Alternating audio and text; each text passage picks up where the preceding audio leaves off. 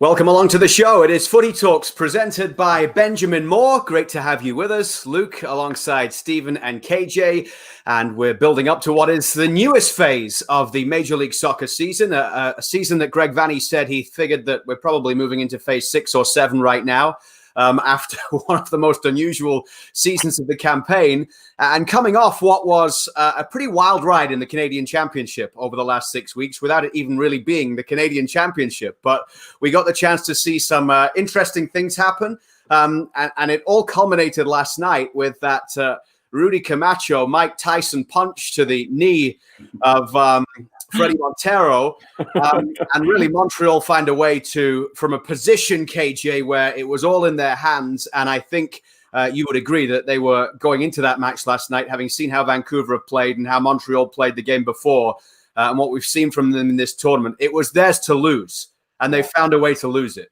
Yeah, they did. They obviously did. They were their own worst enemies, weren't they? And ultimately, you know, that new TFC DP signing, Rudy Camacho, is working out fantastic for them.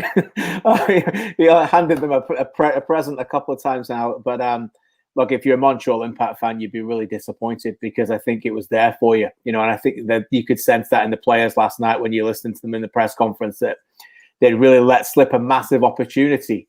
And let's be honest, probably their best chance for Thierry Henry to get some silverware in his first year, and that would have been massive for his confidence as well. So, you know, it was one of those where we talked about last week. It was never going to be easy to go away from home in MLS and win back-to-back away games. But I do think, having seen the first game and the level of dominance and control that they had, Stephen, and I know they lost Maciel through a red, but it was the same players again. They've got the formula. There was some discussion in the broadcast about fatigue. I didn't necessarily see it until Camacho lost the red card. I thought they were the better team at 0-0. But once that happened, you lose a man and you lose a goal, and then another goal right after. It was capitulation from the Impact. Yeah, quite frankly, they absolutely blew it. They should have been in the final of the Canadian Championship. There's no doubt about that. They were dominating the game. I don't think they were at their absolute best, but they certainly had most of the ball, dominating the game. Looked like it was going to be a matter of time before they found the right pass, the right service, and put the ball in the back of the net. And then Camacho does something absolutely inexplicable. It's hard to condone it in any way or even sympathise for him. You know, it's just ridiculous at this level to beat out like that. And I know there wasn't a lot in the contact. Some people are calling it the Bruce Lee punch, the kind of 2-inch punch that does so much damage. But obviously it didn't hurt Montero at all. But it's the act that counts. And it was a certain red for me. It should have been a red right away. A bit of delay, but it was a red card. And a penalty kick, even worse, because I think that if they took the red card, then maybe it was outside the box. I still feel they might have had a better chance of winning the game, but to go 1-0 down and then the man off and sort of give up the Dahomey goal not too long after that was just disastrous for the Impact. And I felt for Thierry Henry because I think he's did a lot of things well in this whatever phase of MLS, playing against Canadian teams in this Canadian Championship type format. I think he's done a lot of things right as a head coach, and I think he selected the best players more often than not. But, you know, individuals let you down. He's never going to come out and absolutely hang Camacho out to dry, but the two mistakes that he's made in the last two games are absolutely awful, and it's cost his team the Canadian Championship. He did win them the game at BMO with that header. Yeah. His second Major League Soccer goal. So there is that going for Rudy Camacho. 1 step forward, 2 steps back. Well, yeah, exactly. And we'll find out, well, who knows what is going to happen next, but we'll certainly put the question to Bill Manning, the TFC president, when he joins us a little later on the show on Footy Talks as to what the plan is now for the Canadian Championship final. If TFC are heading stateside for 8 months, 8 weeks, I should say. It'll feel like that long. It feels like 8 months. Yeah.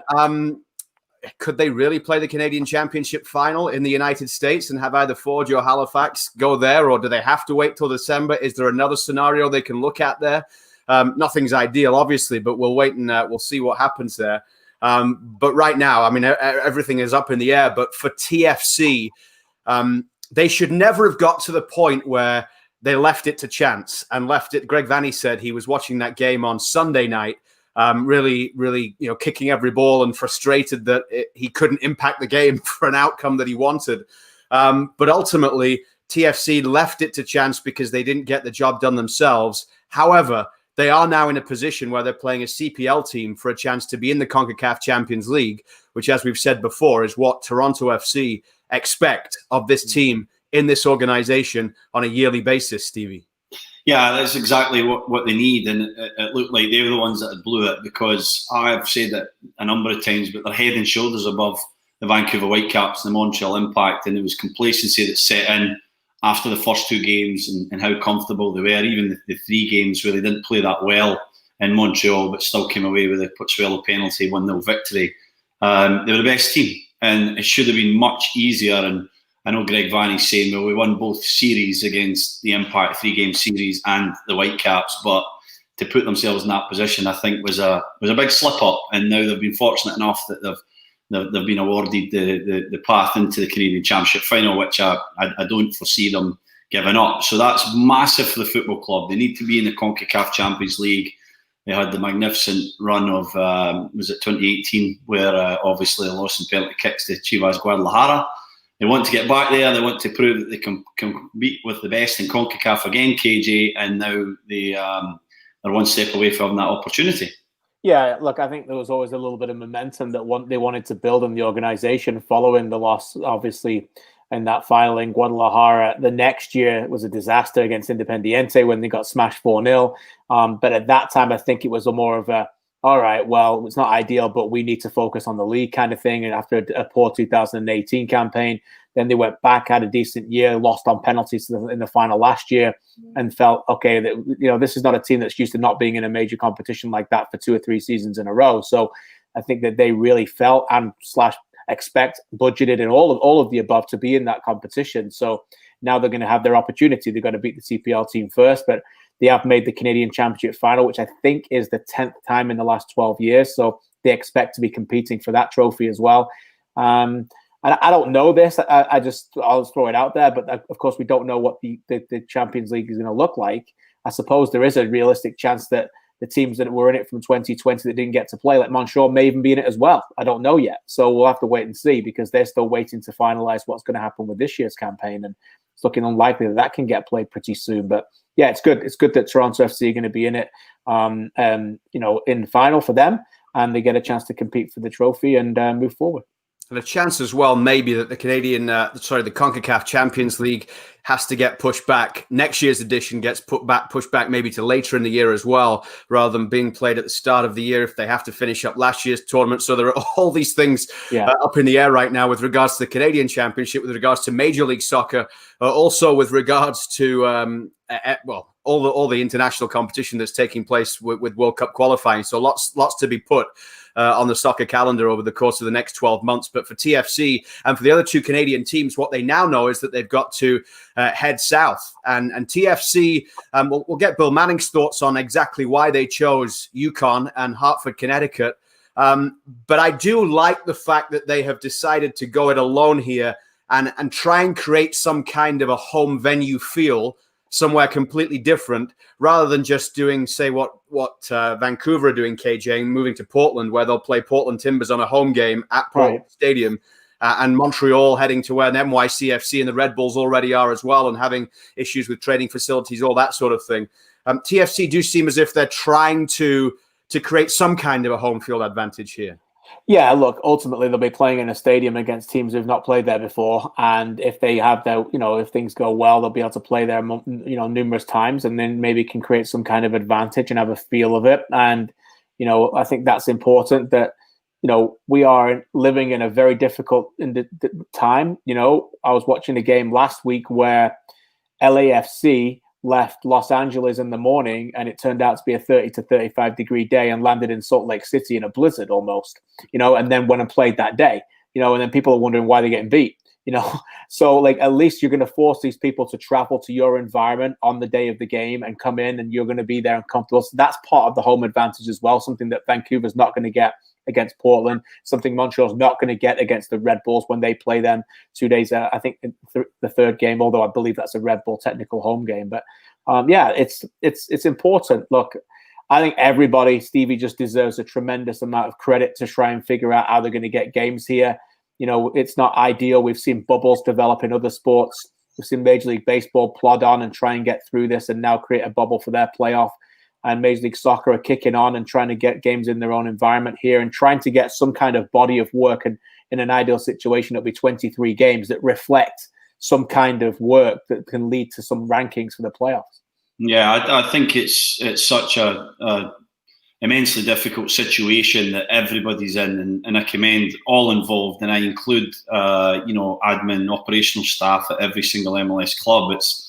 I can only imagine the amount of emails and calls and delegation that goes into this entire thing, KJ. It's significant, and the players. Obviously, I sympathise with the players. They have to leave families, young families. The situation. Greg Vanny talking about having 4 kids and his poor wife. Of course, he's a coach, but being left with getting the kids to soccer, his daughter to gymnastics, and everybody's in that similar situation who has multiple kids. So it's going to be a real mental strain. It's going to be, again, unique and different to Orlando, in my opinion, where there is a bubble. I think that was quite clear that everyone obviously stayed in the same hotel and there was some amenities and there was a way of getting through 5 or 6 weeks.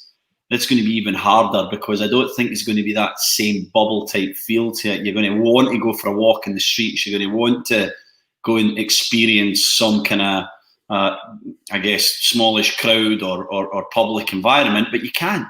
Can't do it, and they won't do it. I know they won't because they're so professional, but that's where it starts to play real problems with your brain. You start to really think about the situation you're in, and obviously not overstating it, but mental health things come into it. Guys will be down. Guys will have moments where they just can't be bothered training, really don't feel up for the game, and so it's going to be a grueling process. I'm hearing TFC, we can ask Bill about this as well, I guess, are going to have 2 different parts of the trip where they can go home and isolate with their family, which I think's a master stroke, because at that point, what's missing 2 days training to give you that lift of seeing your kids and your wife for a little while. I think it's way more important than the practice you might miss. So tough time, guys. It's going to be interesting to see who copes with it best again and who adapts and who can, we always talk about, don't we, the sort of September, October, November teams kind of ramping up their season.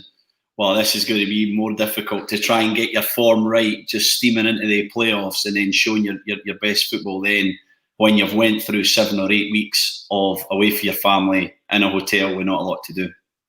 Yeah, and I'm glad you mentioned there, Stevie, like the administrators and everyone who has to pull all this together, because firsthand when you were a player just how much they have to do everything for you to avoid the fact that you might turn up for one trip to an all-star game or something and not have all the paperwork that you need to be able to cross the border to get into the US when you're working for TSN, where you have to do it all yourself. Yeah, Esther's a difficult look. You probably can't remember because I think you've got a Canadian passport now, but mine's had expired. I missed the start of the trip. I think I still got there before you, but it's not that difficult, right? When it expires, you renew. Yeah, but you don't get a notification when it expires. So when you're standing at the airport and the kiosk girl tells you that your ESTA is invalid and it might take a couple of hours on a Sunday to renew it, the colour really drains out your face and you realise that you're missing your flight and about 3 or 4 others. So thankfully, I got there in the end. Otherwise, you were going to have to do that skills challenge, and that wouldn't have been pretty. That was one of the highlights of my year, seeing you sweat through that 2 different jerseys on the All-Star Skills Challenge and get to meet the F2 freestylers. That was a real highlight there, Jezza and Billy. I was just going to say, though, before we get on to some other stuff and come back to TFC with Bill Manning and TFC moving forward, it is remarkable, and we joke about the administrators and doing everything for players. And I'm sure it's gone up even more now in terms of the expectation. And Tony Gallagher, we can talk about that in a moment, who came in from Liverpool, has had to quarantine, is now getting set to go with TFC. A loan signing left back, young kid who comes in, was talking about how the club did everything to make it easy for him coming in. I remember back when I was at Leeds, probably 2001, 2002, just before Christmas. And Eirik Bakke came in. Remember the Norwegian midfielder? Yeah, great guy. Came in into the training facility with 3 big boxes, right? Huge boxes filled with different kinds of toys and all sorts of things.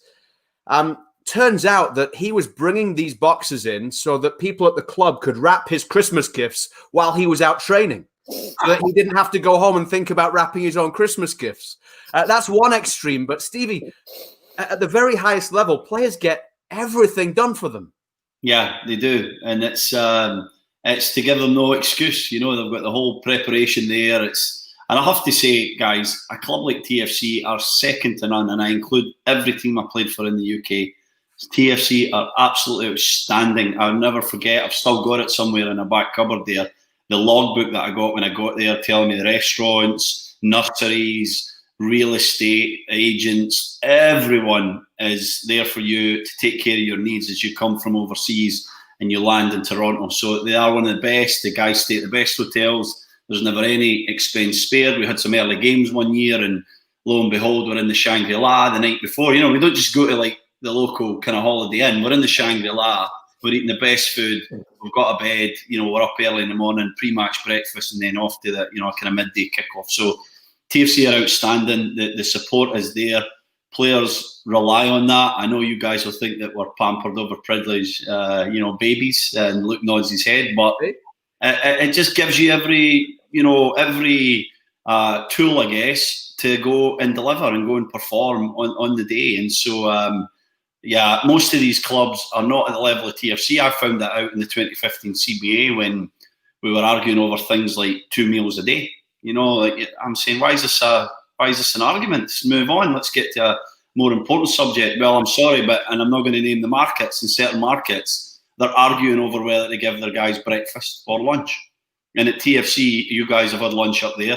We walk in there and everything's laid out. You've got, you know, poached eggs, you've got fruits, you've got toast, you've got bagels, you've got everything you need. And then lunch is even better. So they're a brilliant club, these guys in Toronto. There's also some other fantastic clubs in MLS, but it's not all like that. So they should thank their blessings. It's not always been like that at TFC either. I mean, That's true. Luke can remember that. I can remember covering this team from day one and some of the stories that was like that. It's not always been like that in professional sports and professional football, even over the last couple of years. I remember, I think the big story was at Anelka when he came to England. And it may not even have been Arsenal. It might have been his Chelsea time. He tells a story when he was just basically just thrown in and said, yeah, you got to go, you know, go find your own place to live. Find that there was nothing there. And, you know, people were like, you're spending millions and millions and millions of pounds on these players and you're not paying anybody to take care of them. And obviously it's changed. Now we see what happened to TFC. I don't know if you guys have watched any of the Amazon All or Nothing Tottenham stuff right now, which is really, really good to watch. And I've watched most of those, and you can see part of the episode is when they sign one of the players and Bergwijn comes over and they're showing him his different houses and he can come in with his family and different things like that. So, you know, this is all taken care of for them now. And as you mentioned, you know, everything is there for them. And, you know, even on that Amazon one this week, Dele Alli was telling a story where when he was in lockdown, he learned for the first time how to make baked beans. So that was, he didn't even use a stove. He just put them in the microwave.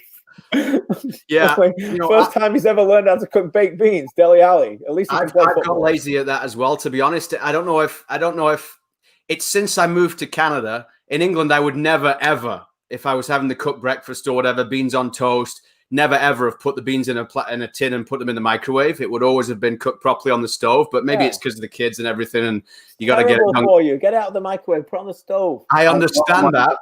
I don't have a microwave, guys, for that very reason. Yeah. Just makes everything too easy. So now you need to like cook it or heat it up properly, I should say. It's not always cook it like yeah, it's definitely evolution. And you know what? Sometimes when we talk about the fact that sometimes producers playing with his new toys, right? It's like a kid in a candy shop. He's got something that he can actually do now during the show to put stuff on the screen. When you talk about Major League Soccer, and especially a club like TFC, the standards compared to a lot of places, even when you look in England and you look down the lower leagues, and we saw the trouble with a team like Macclesfield Town now going out of business, and these clubs that cannot even afford to do this for their players, and the mess that the game is in some of the lower leagues. And I remember once, we talk about baked beans on toast, but that was a pre-match meal for when I was covering Chesterfield, and they were going down to Gillingham, and they couldn't afford an overnight stay, and they couldn't afford to stop in a hotel. They would stop the coach by the side of the highway in a parking lot, they'd put all the beans into the microwave. They'd got a toaster that they'd plugged into the team bus, and that was what they had to deal with. Yeah. You know, and this is still happening now, Stevie, at some of the smaller clubs. So when you see players in this Major League Soccer environment, some of them don't appreciate what it's like to fight and scrap at some of the lower leagues around Europe. Yeah, they don't, and maybe that's not a good thing, guys. Maybe we need to teach our kids, our North American kids who are coming through in such, with such talent these days. I looked at a projected US national team, and it looks sensational, KJ. Guys all over Europe playing for some of the biggest clubs in the world now. But it's something about that kind of growing up experience, youth team through the kind of reserves and then in some of the lower leagues, Luke, where, you know, you learn really what it takes, and it's not about the trappings. Everyone wants to get to that point where you're Kai Havertz or Timo Werner and you've got the trappings, but you need to go through the apprenticeship, the education to get there. And, you know, I think even a club like Burnley. So I came to Burnley from you know, a bit of time at Leeds, Newcastle and Sunderland. And, you know, when I got there, it was basically a toaster. Breakfast was a toaster, a loaf of bread, some Marmite and some jam. That was it, you know. And I was used to having poached eggs and toast at Newcastle. So, you know, that was a championship club that ended up being successful to the point that even in our season where we won promotion through the playoffs, there was 2 or 3 times in that month where one of our major investors had to pay our wages out of his own pocket. There was a big rumour, actually, a fact that Burnley may have went into administration if we didn't get the club up that year. And look where Burnley are now, and the players that they're signing and holding on to Tarkowski, denying, you know, 20, 25 million quid offers for him. So it's great to see. But yeah, to your point, MLS has some amazing markets where you get treated like a superstar. There is some markets where you don't quite get treated that same way, but I think they're few and far between now, and I think that they're struggling to keep up with the top guys, MLS1, as KJ always calls it. And so they're going to have to rethink their whole strategy if they want to attract the best players and to be the best team. Sorry, KJ. No, it's okay. I just want to add to that obviously it's the positive of what you just said is that when people talk about Major League Soccer being one of the best leagues in the world, that's why they talk about it, because of the markets, the population, the enormous size of a place like Toronto, Los Angeles. We're comparing them with the likes of, you know, Burton Albion or Brentford or these teams in football terms sometimes.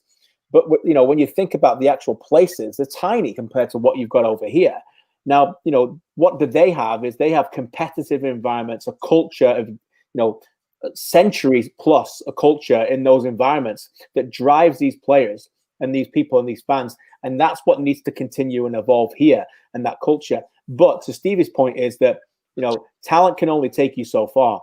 Character, adversity, drive, those things are what you need in these. And do you want it enough? And the people who want it more than you will get there. They will. If they've got a bit of talent, they'll have less talent than you. If they want it more than you, they will get there. And that's what these people in these environments in South America who are sleeping on the streets or they're, you know, falling asleep with a ball because that's all they have. That's why they're getting where they are. And that's the thing that the only thing about the pampered world of North America sometimes that's going to struggle in developing players. Yeah. Look, I just want to say one thing, interrupt you again, but go in the Players Tribune for anybody who's not seen that website or read any of the articles. I'm sure most people on here have, but fascinating insight into all types of sports, men and women, but football players. A guy like Nani, go read his story. He's a guy that I've always thought, oh, you know, Nani floats around and he doesn't have this and doesn't have that, as well as him being a really good player. But go read his story and go see how tough that guy is and go see what he's came through. It's incredible. And, you know, while we're very fortunate to live in most climates and some of the cities in North America are fantastic, great place to grow up for a number of different people, but a little bit of that grittiness coming through our academies, I think, is needed to really get our guys or to allow our guys to understand the attitude, the mentality that's needed to get to the top, to get to the really top of the world game. I'm just trying to look for it now, but here it was. Christopher Samba. If you got The Athletic, go read his story. I don't know if any of you read the article when it came out back in June. The headline here: I slept in parks as a teenager. It hurt, but I was not scared. And he talks about how he had to move from place to place, left home in search of a chance in the game, and he thought the game had gone at times. His chance had gone, and he just got in, and then he got an injury that kept him out for a year. And fascinating story of another tale of how someone has fought through adversity to get to where they need to be because they want it so much. One thing that impressed me about listening to Tony Gallagher yesterday, who's come in basically, he's got something to prove. He wants to play. Greg Vanney is going to need another left fullback down this stretch. Justin Morrow can't play every minute of every game. Richie Laryea is now a super winger down the left side, so you don't want to take that away as well. But Tony Gallagher was asked, what does this kid who's been at the U23s at Liverpool for 2.5 years, having played for Falkirk before that, why do you suddenly decide as a 21-year-old that you're going to come in the middle of a global pandemic and play in Major League Soccer for Toronto FC in a country that you've never set foot in? He said yesterday he's never even been to the United States either. He said, I don't care where it is. I want to play. I want to be a footballer. And if this is the next best step for me, that's where I'm going. And it's that mentality about it doesn't matter for him. He just wants to come and prove himself and play games and get better. And that is something that, when you talk about bringing the right players into a club, that's the mentality you need, Stevie. Yeah, absolutely, and I commend him for making that decision because under 23 football is not men's football, and Tony said it himself. He wants to go play men's football, and he's chose MLS, which I think is pretty significant. A young lad playing for the under 23s at Liverpool would have had some options in the UK, but it shows you the growing stature of MLS in different countries. Traditional historic countries like the UK, where for many years, quite frankly, looked down on North American soccer and said, that's not real football. That's just the place you go when you want to kind of enjoy your life. Well, here's a 21-year-old coming over, trying to forge a career here, and hopeful that he can maybe create something permanent from his loan spell. So, I like to see that dedication. I thought he spoke really well. I have to declare an interest. He's Scottish, of course, so I loved him. But I thought he spoke really well yesterday, KJ. I don't know what you thought, but he was just on the point with a lot of things, quite direct. I'm looking forward to seeing him play. I know that he has potential, but I think, like he said, it's now time to go and play men's football and prove to everybody that he's capable, playing at a considerable level. Yeah, I agree with all of that. And I actually think it could be an astute signing for TFC. I think they needed it, as you said, Luke. They needed it. I mean, Justin Morrow has been an outstanding fullback. I would say the best left back in Major League Soccer for a number of years. But right now, health-wise, hasn't been able to play that every game. And I think you need competition for places in those positions. And I think, seeing a little bit of him, you'll see the attacking thrust that he can bring down the flank. I think, there's a few comparisons. You're talking about under 23s men's football, and those a little bit older, but we've just been watching the huge development of Louis Binks in Montreal Impact, who made a very similar decision to leave Tottenham Hotspur. And we're watching him right now. We were messaging each other during the game last night, and this is a legitimate superstar in MLS potentially right now. And I know he's not going to be here very long, but he's playing at an elite level in Major League Soccer, arguably one of the best informed centre-backs in the league at the moment, a difference maker, a left-sided footed player, can step into the attack and read the game supremely. Let's be honest, had won the battle over Cavallini, the battle of mind and the battle of will in that game when he got him sent off. So that's what Binks has done there. If TFC can get something similar in a little bit of a different position out of Gallagher, then they'll be very, very happy. My memory's been going a long time, but more so since I turned 40. So, Stevie, by the way, happy birthday. Stevie's 40 now. Yeah, that's right. He's into his 40s. Even got a mention from Peter Drury the other day on the broadcast. I'll get to that. Yeah, was that the last victory that Leeds had in the Premier League at Blackburn Rovers? Was it something like that? Yeah, last time Leeds won a game in the Premier League, Stephen Caldwell scored a goal. Mark Viduka got the other, which was a slightly more spectacular goal, I'm sure. But I can't remember. Are you and Tony Gallagher the only two Scottish defenders TFC have had?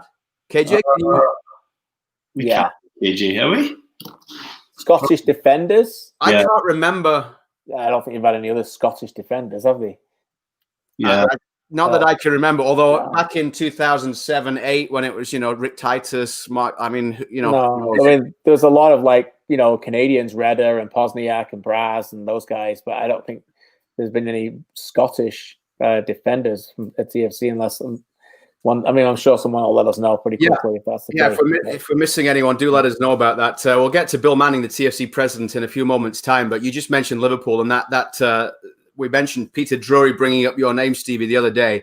I'd been looking forward to seeing Leeds back in the Premier League, and we talked about it last week, and seeing Marcelo Bielsa in the Premier League. But that game delivered on so many levels that when you watch anything else the following, after watching that Leeds-Liverpool game, you're thinking this isn't the same sport.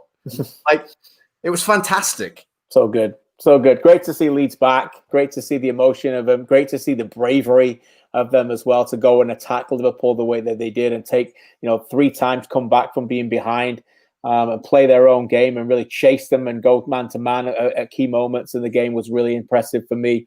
I know Bielsa was obviously furious with the way they gave up the goal and the penalty as well, but just great to see. I think, the other 2 teams that came up with them, West Brom and Fulham, are going to struggle. There's a gap there at the moment. They're going to figure it out, but hopefully Leeds will be okay. I don't think it'll be easy, but just great to have the Premier League back and the end-to-end. I watched all the games last week ahead of my serious show, and it was just every one of them was really entertaining for me. But yeah, that was obviously the pick of them, 7 goals and another 4-3 at Anfield, as we bring back memories of Newcastle and Keegan, I suppose. Yeah, it's the difference between having a truly world-class coach, isn't it, to reinvigorate a club. And there's many people that might have thought, well, I don't quite have the pieces, I'm going to change the tactics. This is a guy who's adamant in the way that he wants to play, and it doesn't matter if he's going to go to Anfield, Old Trafford, and if they're probably going to get a few spankings this season, Leeds, but they're going to get some big victories as well. And I don't think they're going to be in any relegation trouble because of that mindset, because of that idea that they're going to take the game to teams and they're going to play the way that they like to play. And obviously, they probably need maybe 1 or 2 more additions, but Rodrigo, once he gets up and running, is top quality. And I think that they have enough pieces there, KJ, to be out of that relegation fight. But what a game, what a performance. We're unlucky as well. The first penalty for me should never have been given. Right. That was ridiculous. I'm getting sick of these handball penalties. I really am, guys. I'm furious about it. I'm so confused as well. Furious. You're raging. I'm raging. I'm so confused as to what a penalty is. And, because it was obviously a little bit of deflection off the leg, and they're saying his body was bigger. But to me, that's never a penalty on the new boy, Robin Koch. I think he's going to be a good player. And obviously the second penalty was a really bad decision by the other new signing, Rodrigo. But take that out yet, and you look at the game, they're competing with the best there. So I think they're going to be okay over the body of the season. Yeah, and it's great to see that obviously Liverpool went out and got Thiago Alcantara today as well, which is just an absolutely magnificent signing. And just to put a bow on it all, Thiago and Rodrigo are actually best mates. They were playing together as kids. There were 2 and 3-year-olds. Their dads were obviously footballers. Mazinho, the great Mazinho, is Thiago's dad in the World Cup. They were best mates as well. And these kids were playing together for years. And many people thought they were actually related because they were in the same class together, and they thought that they'd manipulate the rules. You're not allowed a family member in the same class. So now here they are. They're both going to be in the north of England, and it's fantastic to see Thiago Alcantara in the Premier League. I think he's going to be a magician in that Liverpool midfield. Let's get to the president of Toronto FC, Bill Manning, who joins us on Footy Talks today, with TFC getting set to make the move for the next few weeks to Hartford, Connecticut as the home stadium. First stop, of course, is going to be DC. Bill, great to see you. How are you? Good to see you guys. Good to see you. First off, congratulations on making the Canadian Championship final. I presume relying on Montreal and Vancouver, though, isn't quite the way you'd drawn it up originally. No, I felt that we were going to need 13 points to guarantee it. And, so getting the 12 points still allowed for Montreal the opportunity to get in. So we're happy how the game went down. We still picked up 12 points in league play, get the Canadian Championship final, and, this CONCACAF berth, how important it is to our club. So, one step away. Were you watching the game from behind the sofa or peeking through your fingers last night? I decided I actually didn't watch the game, and I would go to my phone every, 20 minutes or so. And it was funny, at about the 35-minute mark, Ali texted me, and he's like, Montreal's knocking on the door. We need a red card or something crazy. And sure enough, he got it. And the game changes, and Freddie Montero obviously had a couple, and so just happy with the results. And certainly you like to control your own destiny, but we'll take it. There's so much for us to get into, Bill, with regards to what's happening with the club right now. But now that you're into the final of the Canadian Championship, do you know when that will be played, or where it will be played, or how it will be played, or could it possibly be played in the US or in December, or how does this happen? Yeah, look, I think the CSA and Peter Montopoli have been very understanding, right, of the situation. And we are now in the midst of our regular season, and so it'll have to wait. And what we had talked about amongst the teams with the CSA was once the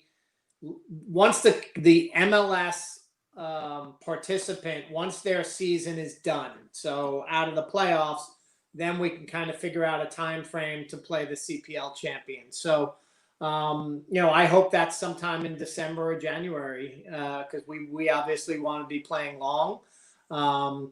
But it's just, it's everything during this whole pandemic. You have to be flexible and you have to be nimble, and we'll figure out a solution. But there's an understanding that we're going to be playing pretty much every Saturday, Wednesday, Saturday for the best part of the next few months. And has there been any discussion, Bill, about location at all, or is that too far ahead? Did they have to wait and see who was going to be in the final before they determined where that game could be played? Yeah, I think they were going to wait till who the two participants are, and then figure that out. Certainly we're going to push to host a game at BMO. Right. Maybe. Well, Bill, you've done a lot of work the last couple of weeks or more than a couple of weeks, to set up what is coming next for Major League Soccer and for TFC in this next phase of the season. So take us through what happened and why you ended up with the team go to Hartford, Connecticut as the home base coming up. I don't know if you have enough time. This could take a few hours. We got nothing else to do. We'll be here for you. Yeah, it's really been something. When it became apparent that, when the Blue Jays actually, they weren't going to allow the teams to come in for the Blue Jays, we really started looking at options in the States. And we went pretty far down the road with Philadelphia, actually, and they were having some challenges with their local government.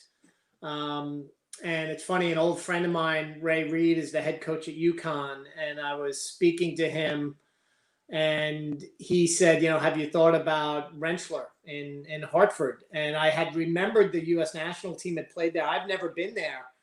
And so a guy who's working at the league office now, Jay Berhalter, I called him and I said, hey, do you know the folks there from when you were at the national team program? And he made the introduction, and they were very welcoming. I mean, the governor, Lamont, was so welcoming, as well as a guy named David Lehman, who heads up their economic development.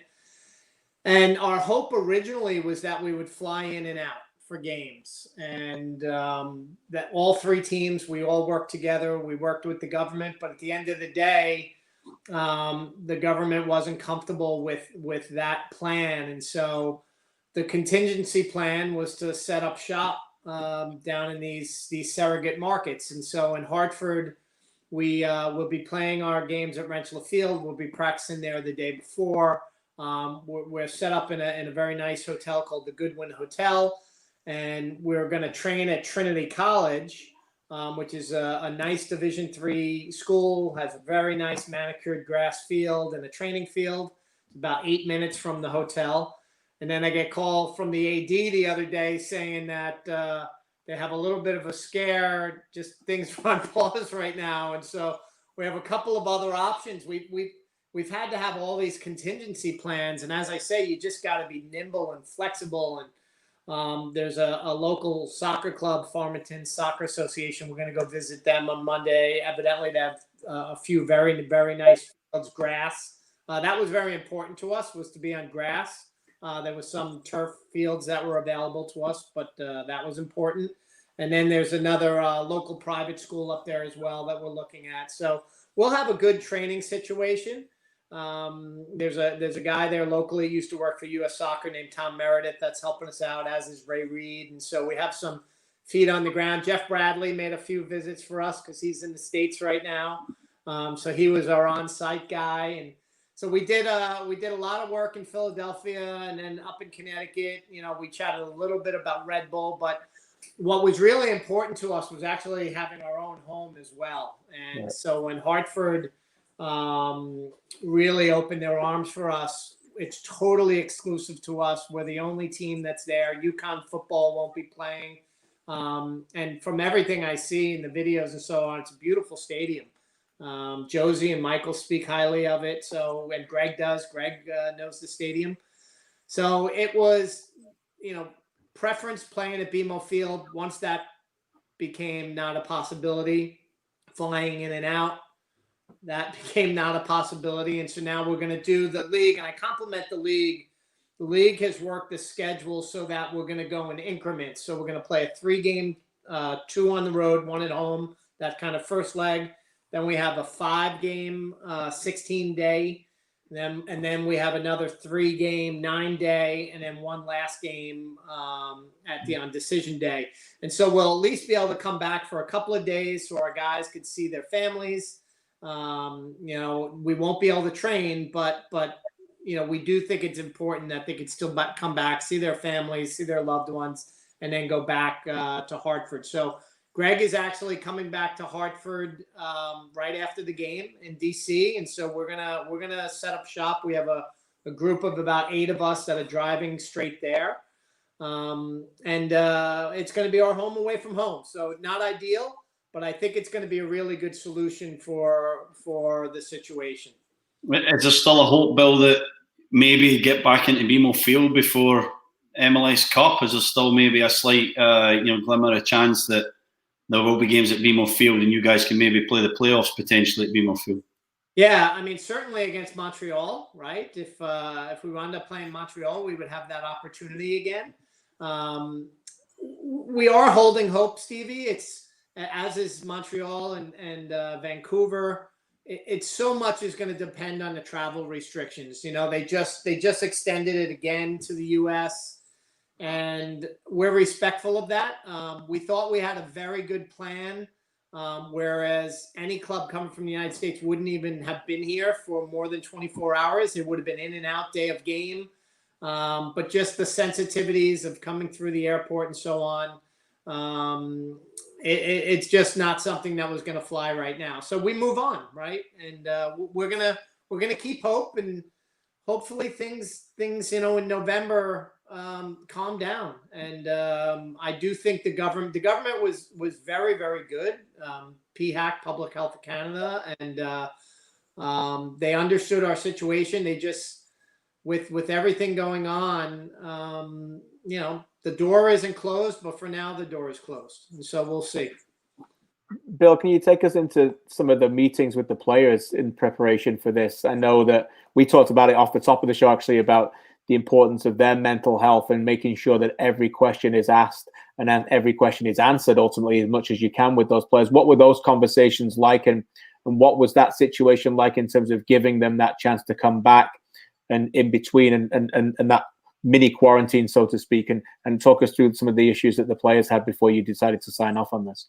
Yeah, so their biggest fear was we were going to be away for 3.5 months or so, and so we had let them know that we were working on a plan where we'd be able to fly in and out, but there was a possibility that we'd have to set up shop in the U.S. And Ollie did a very good job of keeping the players abreast, and I spoke to a few guys during that time. I spoke to Patty and Michael, and there was a good steady stream of information between Ollie and Greg and the group. But as it came down to crunch time and decisions were being made, once we found out that the federal government was not going to approve the in and out, we had already done our contingency plans for Hartford, but we quickly got a call with the team and I let them know what was going on. The league, in anticipating if we had a negative decision, had already kind of built these blocks into the schedule. And so we were able to tell him that the plan would be we'd be away. We showed him the exact blocks. And it was nice. I got a couple of phone calls myself, just guys saying, just having those couple of days to come home is massive for us. We can go away for a week or so. We can go away for 2 weeks. But as long as we know we're coming back, that's huge. And so, Greg has a family. It's important for him as well. And so to take a couple of days off with no training is not the worst thing. And I think the guys will go back refreshed, seeing their family. But it was a good, steady stream of information without overwhelming them. The one thing that I felt was important is I didn't want to overwhelm them with all the options. It was more, guys, we're on it. We're looking at all the different contingencies. Here are the scenarios. But we just kind of left it to little individual conversations here and there until we had to address the whole group. And how long will they be back when they come back for, Bill, in total? Because I know for a lot of people, there's actually the 14-day quarantine that most people have to take when they come back from the US. So talk us through that process and how you got that approved. Yeah, so there's and this is all the lawyers and the legality of it is, as long as you are quarantining in your domicile, in your home, and you traveled for work reasons, you can leave again before the full tenure to go back for work reasons, right? So that's our situation. And so Greg will make the decision on how long we'll be home. I told him I'll support whatever decision he makes, and it may be 2 days, 2 nights, 3 days. It may be 3 days, 4 nights, 3 nights, 4 days, whatever he decides. I imagine it'll be a couple of days, probably 2 nights and 3 days, where he'll probably regen in Hartford, come back, sleep a night, maybe 2 nights, and then get back, depending on our schedule. The good thing is that at the end of each kind of increment, we're playing in Hartford, so we can decide to leave directly from there, even night of game, and guys can regen on their own at their homes if they want to. Right. We just won't be able to go to the training ground. Yeah, it's huge though. Yeah. Yeah, and for mental health, too, it's just the guys, experienced Orlando, and while it was very professionally done, it was a long time, and I think that wore on some guys, and so we're doing everything we can to make sure that things are taken care of on the ground here. We're shipping dogs to players' parents. Like, it's all kinds of things we're doing. And we're keeping Tanya Padron back here just to make sure that she can look out for all the families. We have pet services. We're doing drop-offs. We're still going to continue our food. So the families, Elaine will be cooking for all the families. And we're trying to do everything we can so that our guys don't have to worry about anything. And, Stevie, the last thing you want is a phone call from your spouse when you're on the road, right? And so, complaining. Yeah. And so we're going to try to make sure that everyone is taken care of so our guys can just focus on playing. Bill, we were talking exactly about this earlier in the show and how much of a culture shock it was for Stevie, having been a soccer player where things get done for you, to have to go into the broadcast world where you have to remember your own passport when you go into the All-Star game, things like that. Passport. I think I know the answer to this anyway, but someone commented about the fact that presumably these games will be played in Hartford with no fans. Yeah, the first, for sure, the first couple of games, we just want to experience the building, understand the setup, get our guys comfortable. And then we're going to have a look at, if our players and our staff and everyone feels good about having some people to come in to watch us play, we're going to consider it. But we're going to get through the first couple of games first. And then we're going to work with the state officials. They are allowing spectators, and so I told them that we'll look at it, and maybe it is an opportunity where some people will be able to watch us play. But we did the first couple of games, at least, though, we're going to play with no fans. Bill, let me ask you about the performances of the team over the last few weeks, and I want to ask you specifically about Pablo Piatti, because Pablo started every game since lockdown in Orlando and all the 6 games here. I think he's one of only 4 outfield players to do that. What is your impression of him during this time? And I know that some fans are asking as well, what's the situation with him in terms of having that option on the contract? Does that kick in soon? I'm sure some of his representatives are already talking to you about that potentially for next year. What's the status of that, and what have you liked about Pablo's game? Look, I think Pablo has come in and he's now starting to make an impact. Jim Liston told me the last, I think 3 games, he's covered more ground than anyone on the field. And so that's, something that's important to Greg is that work rate. Richie Laria makes that fantastic run in the Montreal game, but Pablo was aware enough to follow the run, to be there to finish it off, which was, it's a very savvy move, but also peace of mind. He's a good guy. He gets along well with the team. He wants to win. He's fiercely competitive. I think, Greg at first was trying to figure out where to play him, how to fit him in. We have a lot of talented players in the midfield, and I think he's found a spot. He scored that great goal against Vancouver, and he's followed up now with a couple of assists. He had the assist with Pozuelo in Vancouver, and he I think is finding his form. That break really helped him because he was able, coming off the ACL injury, it's actually the other muscles that weaken from atrophy. And so he was able to really work on strengthening his hamstring. And, you saw that goal, how he celebrated with Marcello. He's fit. And he's healthy. And, when he's fit and healthy, you can see his soccer IQ is very high from having played in La Liga for so many years. He's a very good player, and he's helping us win. And so I think he's still got another gear in him. I think he's gotten accustomed to the team, and I think we're still going to see better things from him. So when does that decision have to be taken, Bill, in terms of next year for Piatti? For the most part, we always wait until we're towards the end with options, and so we'll look at it as we get a little further through the season. This has been a crazy year, and so we'll be looking certainly at that. But right now he's fitting really well, and you need production out of your DPs. If you're going to spend money. Those are the guys that have to produce. And so, we still want to see Pablo be consistently on the scoreboard and part of the attack. But so far, he's doing really well. Bill, really appreciate you taking the time to join us on Footy Talks. Lots to get through. We could have kept you for the whole afternoon, but we'll leave it there. And I'm sure you've got many more important things to do. So thank you for your time and letting all the TFC fans watching today know exactly what's gone into the decisions that have been made over the past few weeks. Great. Thanks, Luke. Thank you, Bill. Appreciate your time. Bill Manning, the president of TFC, with us here. For any sports administrator, and it goes back again to having a team behind the team, which we talked about a little earlier on this season.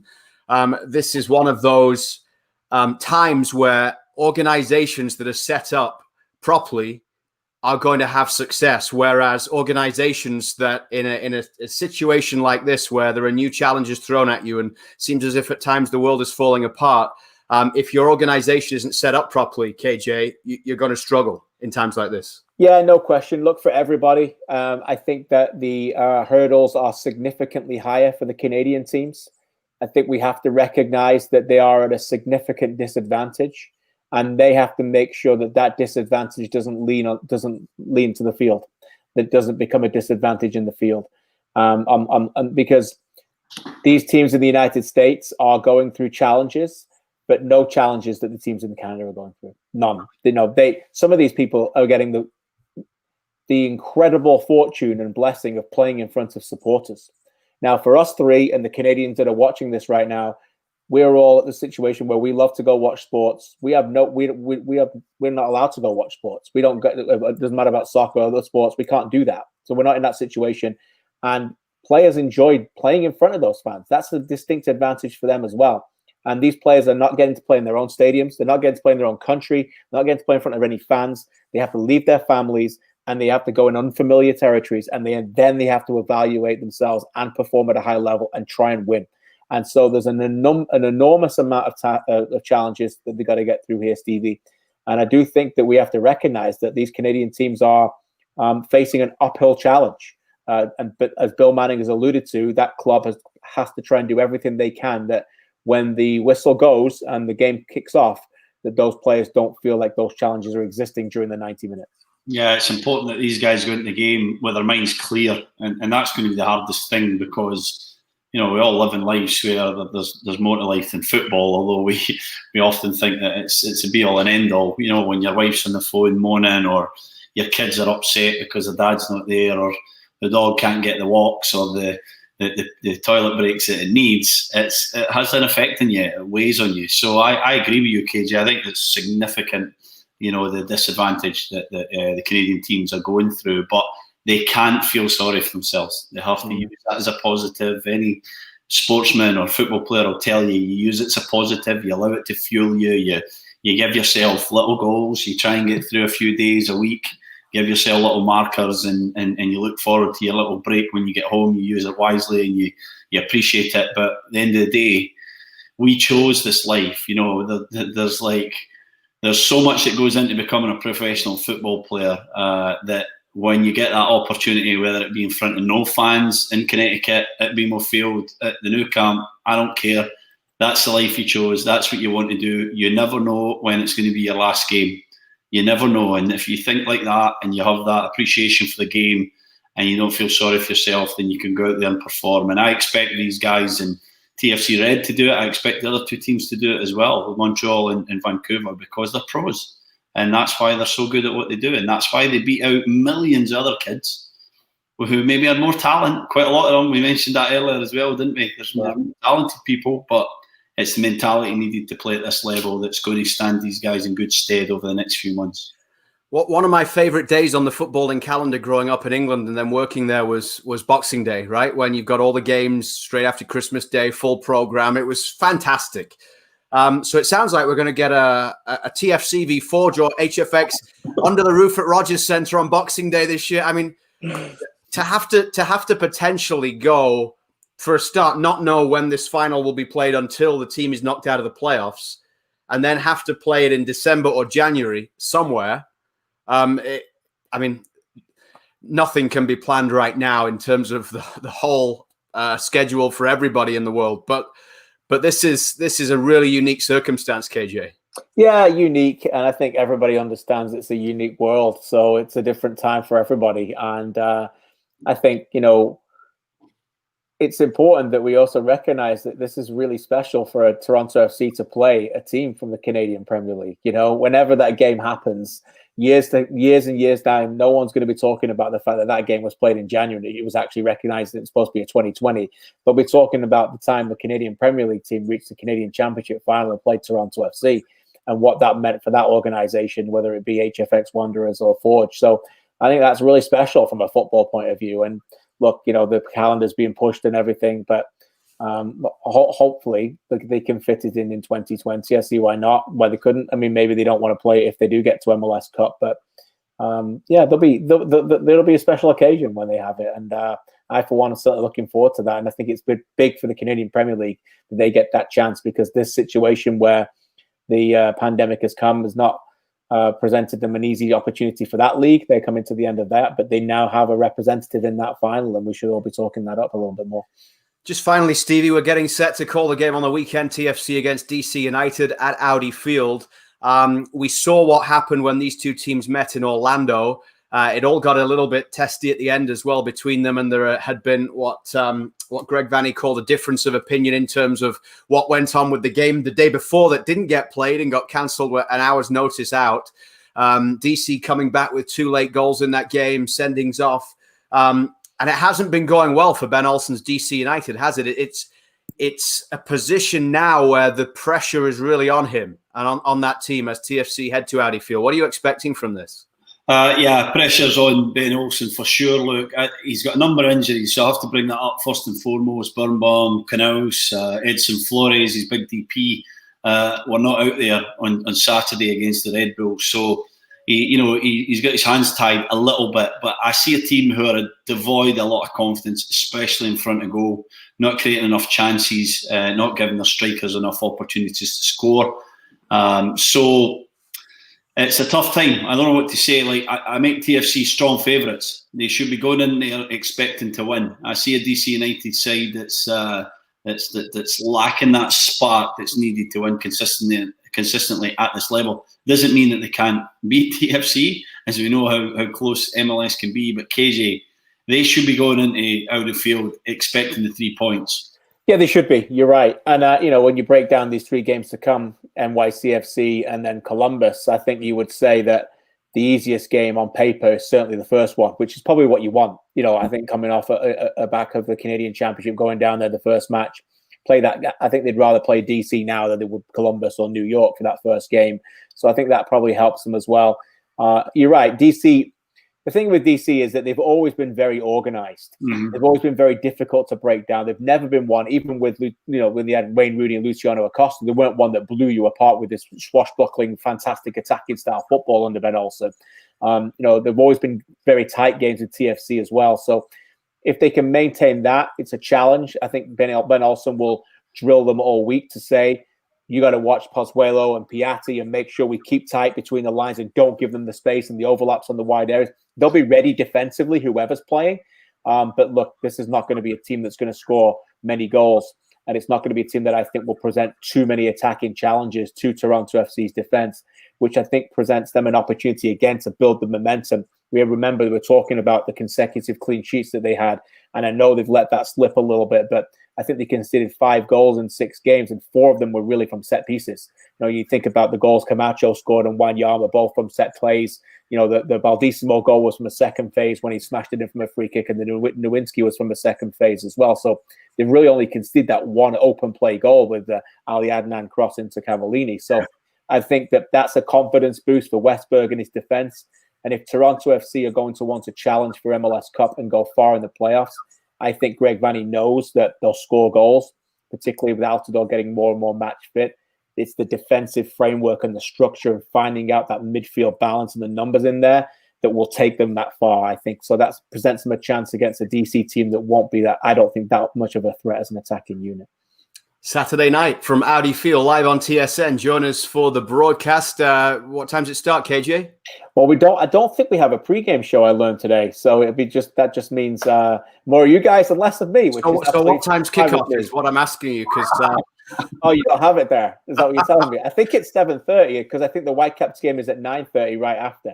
Okay. So I believe it's 7:30. I knew we could rely on you. I'll make sure I turn up in time for the start of the broadcast. You'll be fine, mate. You'll be in your Hopefully this week Stevie doesn't have to run across the parking lot, because now that he's 40, I would worry for him to have to do that. You're not going to be where I am. I'm not going to see you boys. I don't know what's going on here. So in my mind, you guys will be already in DC.